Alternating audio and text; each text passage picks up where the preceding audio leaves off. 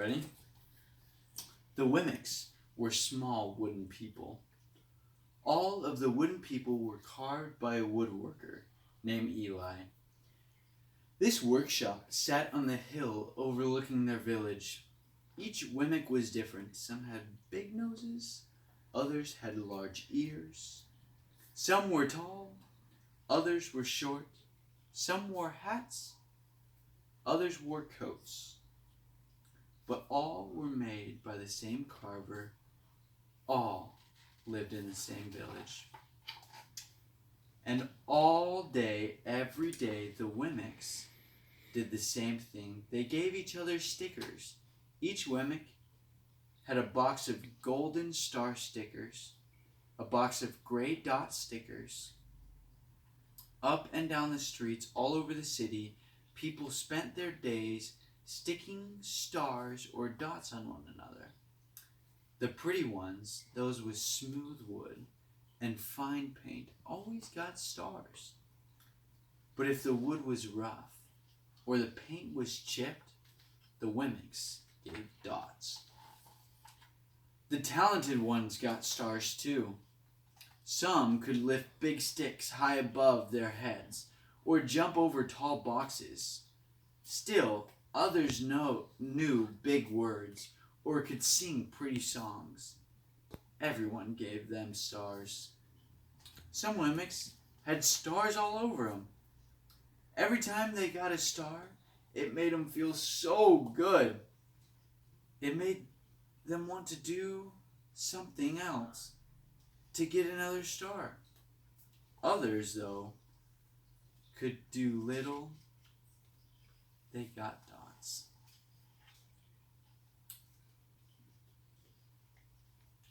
Punchinello was one of them. He tried to jump high like the others, but he always fell. And when he fell, the others would gather around and give him dots. Sometimes when he fell, his wood got scratched, so the people would give him more dots. When he would try to explain why he fell, he would say something silly, and the Wemmicks would give him more dots. After a while, he had so many dots that he didn't want to go outside. He was afraid that he would do something dumb, such as forget his hat or step in the water.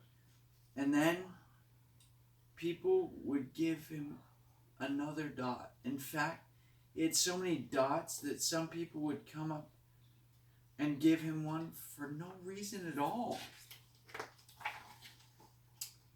He deserved lots of dots. The wooden people would agree with one another. He's not a good wooden person. After a while, Punchinello would believe him. I'm not a good Wemmick, he would say. A few times he went outside. He hung around other Wemmicks who had a lot of dots. He felt better around them. One day he met a Wemmick who was unlike any he'd ever met. She had no dots or stars. She was just wooden. Her name was Lucia. It wasn't that people didn't try to give her stickers. It's that the stickers just didn't stick. Some of the Wemmicks admired Lucia for having no dots, so they would run up and give her a star. But it would fall off. Others would look down on her for having no stars, so they would give her a dot. But it wouldn't stay either.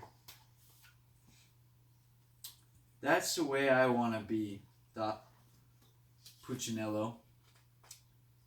I don't want anyone's marks. So he asked this stickerless Wemmick how she did it. It's easy, Lucia replied. Every day I go see Eli. Eli? Yes, Eli, the woodcarver. I sit in the workshop with him. Why? Why don't you go find out for yourself? Go up the hill. He's there. And with that, the Wemmick, who had no stickers, turned and skipped away. But will he want to see me? Punchinello cried out. Lucia didn't hear. So Punchinello went home. He sat near the window and watched the wooden people as they scurried around, giving each other stars and dots. That's not right, he murmured to himself. And he decided to go see Eli. He walked up the narrow path to the top of the hill and stepped into the big shop. His wooden eyes widened as the size of everything. The stool was as tall as he was. He had to stretch on his tiptoes to see the top of the workbench. A hammer was as long as his arm. Punchinello swallowed hard.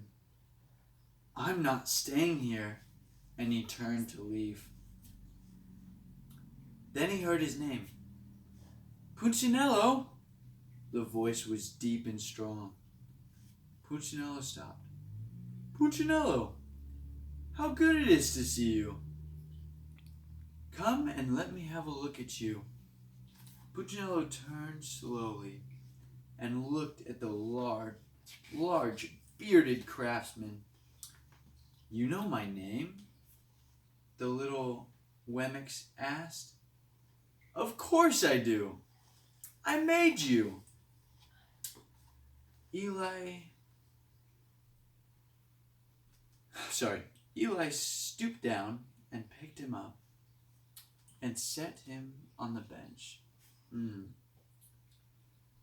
The maker spoke thoughtfully, and he looked at the gray dots. Looks like you've been given some bad markers. I didn't mean to, Eli. I tried really hard. Oh, you didn't have to defend yourself to me, child. I don't care what the other Wemmicks think. You don't? No, neither should you. Who are they to give stars or dots? They are Wemmicks just like you. What they think doesn't matter, Punchinello. All that matters is what I think. And I think you're pretty special. Punchinello laughed. Me? Special? Why? I can't walk fast. I can't jump. My paint is peeling. Why do I matter to you? Eli looked at Punchinello, put his hands on those small wooden shoulders, and spoke very slowly. Because you're mine. That's why you matter to me. Punchinello had never had anyone look at him like this, much less his maker. He didn't know what to say. Every day, I'd been hoping that you'd come, Eli explained. Because I met someone who has no marks, said Punchinello. I know she told me about you. Why don't the stickers stay on her? The maker spoke softly. Because she has decided that what I think is more important than what they think.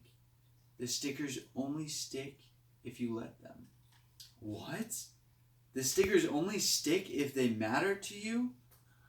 The more you trust, my love, the less you care about their stickers. I'm not sure I understand. Eli smiled.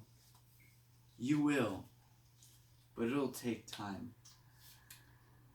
You got a lot of markers. For now, just come and see me every day, and let me remind you how much I care. Eli left Punchinello off the bench and set him on the ground. "Remember," Eli said to the Wemmick walked out the door, "you are special because I made you. And I don't make mistakes." Punchinello didn't stop. In his heart he thought, "I think he really means it." And when he did, the dot fell to the ground.